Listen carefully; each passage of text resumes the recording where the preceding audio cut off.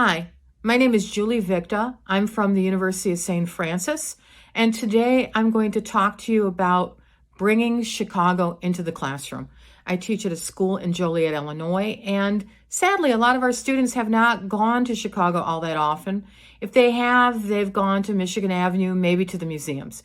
I teach a class called History and Politics of Chicago, and therefore we go to the city. USF is really great because they supply a shuttle for us. I mean, this is pre-COVID, where I could actually take them at no cost to the students. In the past, they've often taken metro trains.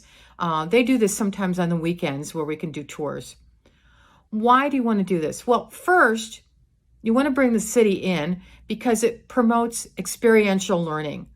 And for those of us in the academic game, we know how important experiential learning is to our students. It's also something that administrators really like, that students get this hands-on approach to the world. Also, bringing Chicago in is attractive just to multiple disciplines. For me, it's the poli-sci class I teach. It's also cross-listed with history. It's a class that works for geography, ethnic studies, art, business, go to the Board of Trade, for example. It's good for the students because eventually some of them might be working in Chicago. I have had students tell me after taking the class, they were so glad after doing so that they knew how to take the elevated train and they weren't scared about it, right? Or they knew how to get on a bus because they'd never done anything like this before. It also promotes kind of innovative and experiential learning, just the class itself. Here are a couple of the highlights that I've done. One is when we go on these various tours, I have an assignment called You Be the Tour Guide.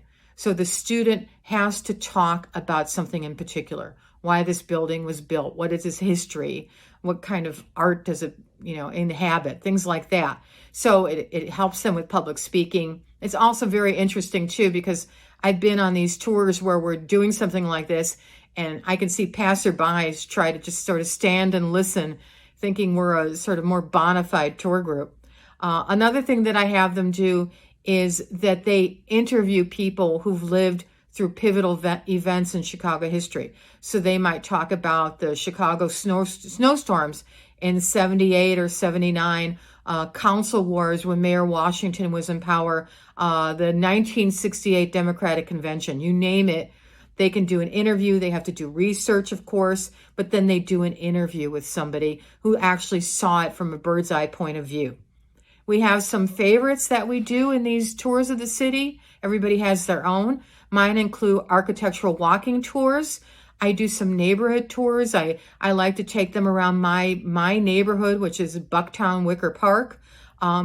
We always go to Graceland Cemetery, which I really suggest you do in the fall of the year. It's really well worth the trip, even if it's not for a class. We go to Chinatown. The other thing that we do, even though it's really not a learning experience per se, is we always have to have some Chicago food. Have a Chicago hot dog, have some pizza. It's not really deep dish. Real Chicagoans eat thin crust pizza.